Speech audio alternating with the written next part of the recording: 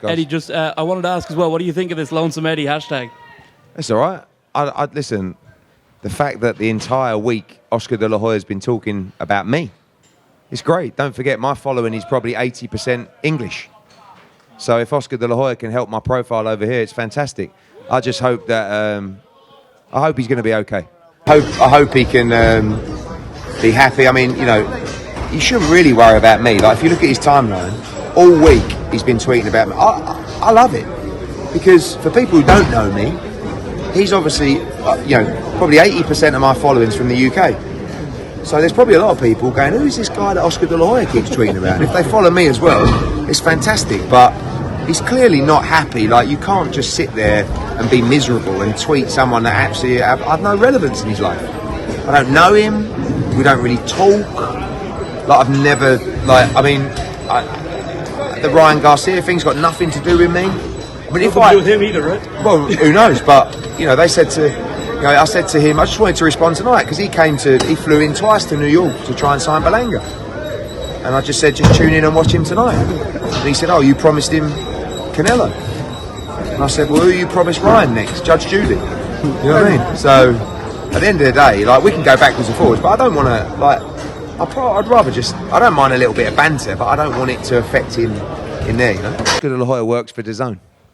So he's a fucking complete idiot, to be honest with you, because his job is to put on good fights for DAZN. And he hasn't really done that with Jaime Munguia, has he?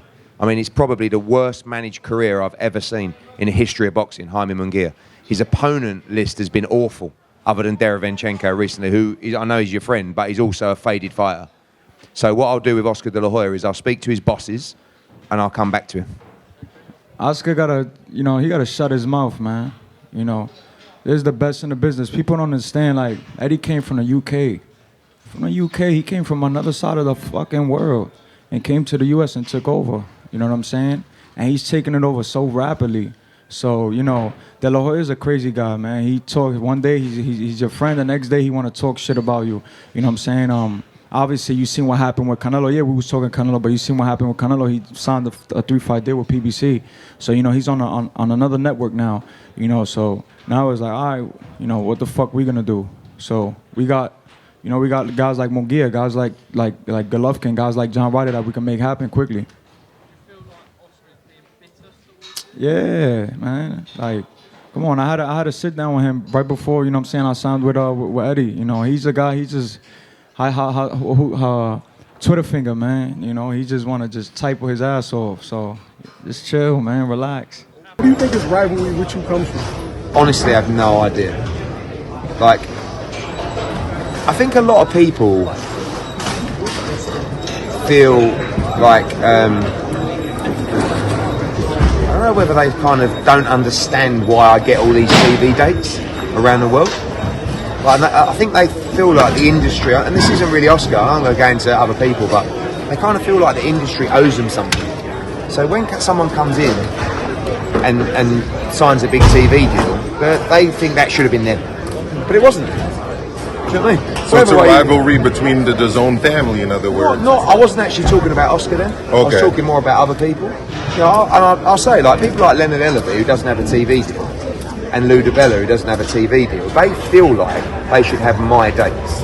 Honestly, like, but they haven't got any fighters, and they're not really relevant within the target market or the same. Do you know what I mean? So I won those dates, and I've got them, but they kind of, I don't know. It's a really, like, it's difficult to explain, but it's the most fucked industry I've ever, like, worked in. I've worked in all sports. I've worked in golf, gambling. Billiards. I've worked in everything, and there's nothing like it. Like, you know, we sold out this place 3 weeks ago for the darts, and darts is the most wonderful world. Everyone's so thankful. Everyone gets on, and boxing is the most bitter environment. And even fans, you know, like, you've seen it this week with Canelo. It's so bizarre. It's like, you know, the people that you've got the PBC fans, you've got the Matchroom fans. It's like, guys, we all just want. That's why when people ask me about war, they say, Eddie, PBC are having a good year. I say, yeah, fantastic.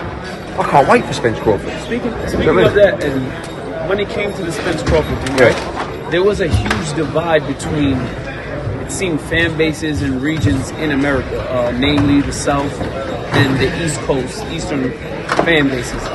You were just to touch on that. Do you think it's kind of weird that the fan bases now are kind of like, it's almost like a Bloods versus Crips thing, where it's Matchroom versus PBC versus Golden Boy? It's weird. Like, you should support. Listen, I'm very thankful for people for supporting Matchroom, but you should really support the fighters, not who they're with. Do you know what I mean? Yeah. Like, and I think that Spence and Crawford deserve a huge amount of credit because they've taken the fight that we all want to see.